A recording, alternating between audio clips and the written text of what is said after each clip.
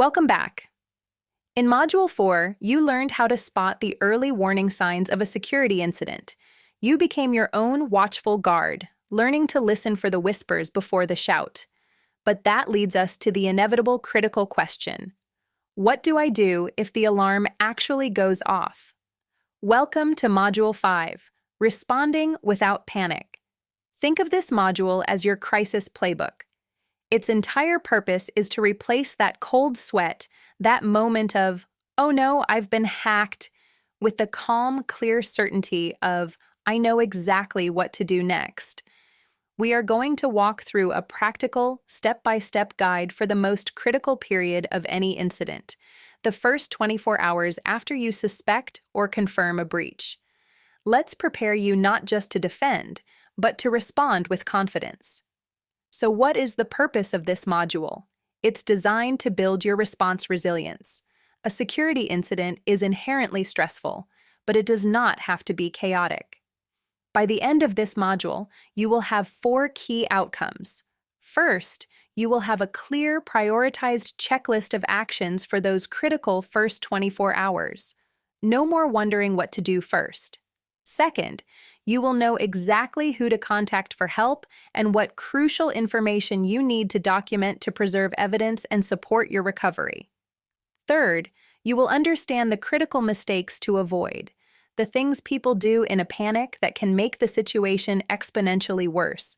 And fourth, you will embrace a vital principle. In incident response, speed and calm execution matter far more than a perfect, delayed plan. A good plan executed immediately is always better than a perfect plan executed too late. This work directly aligns with the NIST CSF respond function, which focuses on taking appropriate action during a detected security event. You are building the muscle memory for a crisis. Let's dive into our first key topic: what to do in the first 24 hours of an incident, the golden hours. In a security incident, time is your most critical resource. Think of this as a medical emergency. The first thing you do is stop the bleeding. A deliberate, swift sequence of actions can contain the damage and start the recovery process before it spirals out of control. We'll break this down into phases. Let's start with the very first one. Phase 1. Contain. The first 0 to 2 hours. Your primary goal here is simple and singular. Prevent the problem from spreading. The key action is immediate and physical. Isolate affected systems. If you have a specific computer that's acting strangely or that you know is infected, you need to cut it off. Right now, disconnect it from the internet, unplug the network cable, and turn off the Wi-Fi. This is like pulling a burning log out of a fireplace before the whole house catches fire.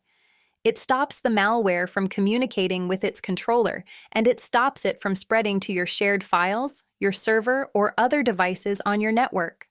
While you're doing that, you also need to communicate briefly. Alert key team members. But do this verbally, in person, or via a phone call. Do not use email, because if the attacker is in your systems, they may be reading your email and could see your plan. Just a simple, calm message. We are investigating a potential issue. Please be extra alert for any strange messages and hold off on clicking any unusual links until we know more. That's it. Contain first. Stop the bleeding. You are now in control.